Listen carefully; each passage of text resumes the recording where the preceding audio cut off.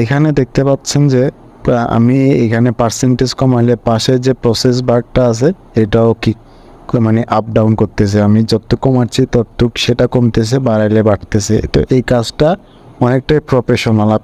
আপনি এরকম প্রফেশনাল কাজ করতে চান, ছোট একটা ফর্মুলা জাস্ট ফলো করেন। এই ছোট ফর্মুলাটা আপনাকে অনেক প্রফেশনাল এবং কি অফিসে সবার থেকে আলাদা করে তুলতে পারবে। তো আপনাকে সমান চিহ্ন দিয়ে লিখতে হবে আর ইভিটি সব, আবার ফার্স্ট ব্র্যাকেট দিবেন, দেওয়ার পর আপনাকে দিতে হবে ডাবল কোটেশন, একটা লম্বি দাগ দিবেন, এরপর দিতে হবে আবার কি ডাবল কোটেশন, এরপর কমা চিহ্ন দিয়ে আপনাকে ফার্স্ট যে কলামটার মধ্যে পার্সেন্টেজ আছে সেটা সিলেক্ট করে ফেলতে হবে। সেটা সিলেক্ট করার পর আপনাকে দিতে হবে গুণ চিহ্ন।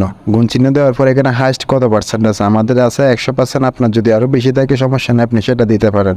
দিয়ে ব্র্যাকেট ক্লোজ করে এন্টার দেবেন। এন্টার দেওয়ার সাথে সাথে দেখবেন এই লম্বা দাগগুলা চলে আসছে। তো এখানে ঘাবড়ানোর বা আপসেট হওয়ার কিছু নাই।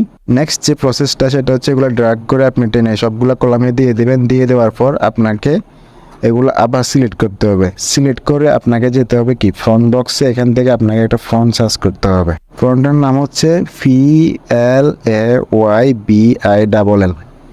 এটা লিখে সার্চ করে আপনি এন্টার দেওয়ার সাথে সাথে কি আপনার কাজ ওকে।